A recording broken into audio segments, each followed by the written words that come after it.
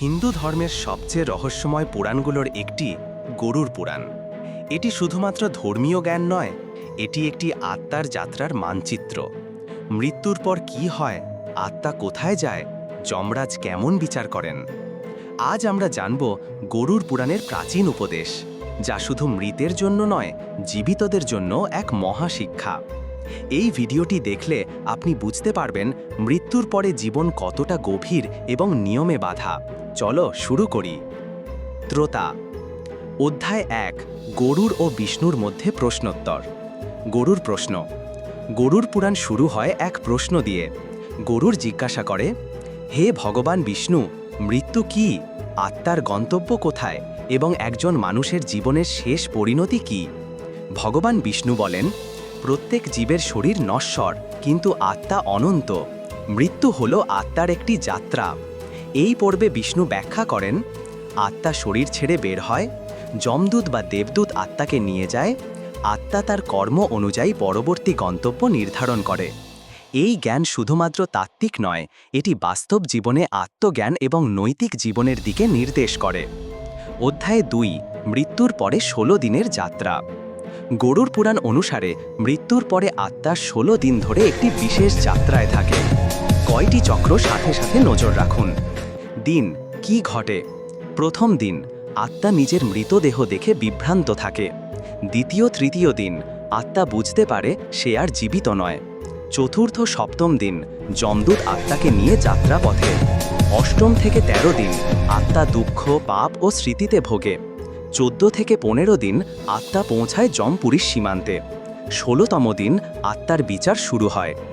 এই 16 দিনের জন্য হিন্দু ধর্মে শ্রাদ্ধ, তর্পণ, দান, পিণ্ডদান ইত্যাদি অত্যন্ত গুরুত্বপূর্ণ। মন্তব্য: যে আত্মার জন্য যথাযথ শ্রাদ্ধ ও দান করা হয় না, সে আত্মা পৃথিবীতে প্রেত রূপে ঘুরে বেড়ায়। অধ্যায় 3, যমরাজের বিচার ও ধর্মরথ। যমরাজ মৃত্যুর পর আত্মার বিচারক। তার সহচররা হল চিত্রগুপ্ত ও যমদূত। চিত্রগুপ্ত আত্মার জীবনের প্রতিটি ক্ষণের হিসাব রাখেন। আত্মার বিচার হয় তার পাপ, পুণ্য, ইচ্ছা, মনোভাব, কর্ম। মন্তব্য: যদি পাপ বেশি হয়, আত্মাকে নরকে পাঠানো হয়। যদি পুণ্য বেশি হয়, আত্মা স্বর্গ বা দেবলোকে যায়। গরুড় পুরাণে 21টি নরকের বর্ণনা আছে। প্রতিটি নরক নির্দিষ্ট পাপের জন্য নির্ধারিত। অধ্যায় 4, 21টি নরক এবং তাদের শাস্তি। গরুড় পুরাণে বলা হয়েছে যে আত্মা যদি গুরুতর পাপ করে, যেমন হত্যা, চুরি, মিথ্যা, গরুকে আঘাত, গুরু অবমাননা ইত্যাদি, তবে তাকে বিশেষ নরকে যেতে হয়। নরকের নাম কি পাপ, কি শাস্তি: তামিশ্র, প্রতারণা, চোখে অন্ধকার, শ্বাসরোধ; রৌরব, পশু হত্যা, নিজেই পশুরূপে কষ্ট পায়; কুম্ভীপাক, গুরুদ্রোহ, ফুটন্ত তেলে ফেলা হয়; মহারৌরব, মিথ্যা বলা, আগুনে পোড়া; অন্ধতামিশ্র, বিশ্বাসভঙ্গ, চিরকাল অন্ধকারে। মন্তব্য: যে ব্যক্তি নিজের ভুল বুঝে দুঃখ করে, প্রায়শ্চিত্ত করে, তার আত্মাকে দয়া করা হয়। এই নরক শাস্তির উদ্দেশ্য শাস্তি নয়, আত্মার পরিশুদ্ধি। অধ্যায় 5, পুনর্জন্ম, স্বর্গ ও মুক্তি। পাপ পুণ্য শেষ হলে আত্মা আবার জন্ম নেয়, মানুষ, পশু বা দেবলোকে। যদি আত্মা পুণ্যবান হয়, সে স্বর্গলোকে আনন্দ পায়, দেবতা, গান, অপ্সরা, শান্তি। কিন্তু স্বর্গ চিরস্থায়ী নয়। পুণ্য ফুরলে আবার পৃথিবীতে ফিরে আসতে হয়। মন্তব্য: যে আত্মা সত্য জ্ঞান, ভক্তি ও সাধনার মাধ্যমে ঈশ্বরকে উপলব্ধি করে, সে পায় মোক্ষ, জন্ম ও মৃত্যুর চক্র থেকে মুক্তি। অধ্যায় 6, জীবিতদের কর্তব্য, আত্মার শান্তি ও উন্নতির জন্য। গরুড় পুরাণ শুধু মৃতের কথা বলে না, বলে জীবিতদের দায়িত্বের কথাও।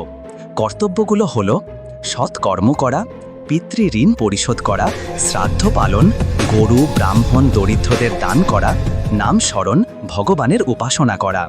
মন্তব্য: যে জীবিত ব্যক্তি পিতার শ্রাদ্ধ করে, সে 10 পুরুষ ধরে মুক্তি দেয়। গরুড় পুরাণ শিক্ষা দেয়, জীবন ছোট, কিন্তু আত্মা চিরকালীন। তুমি যা করবে তাই তোমার ভবিষ্যৎ নির্ধারণ করবে।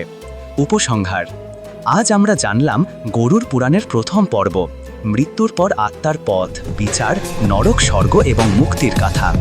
এই শিক্ষা শুধু মরার পরে নয়, জীবনের মধ্যেই জেগে ওঠার আহ্বান। যদি এই ভিডিও ভালো লেগে থাকে, তাহলে লাইক করুন, শেয়ার করুন এবং আগামী অধ্যায়ের জন্য সাবস্ক্রাইব করুন। জয় শ্রীবিষ্ণু, জয় গরুর। পুণ্য পাপে বিভজ্যন্তে কর্মণ ফলসঙ্গতে, গরুর পুরাণম শ্রুত্বা মোক্ষ লাভ নিশ্চিতঃ।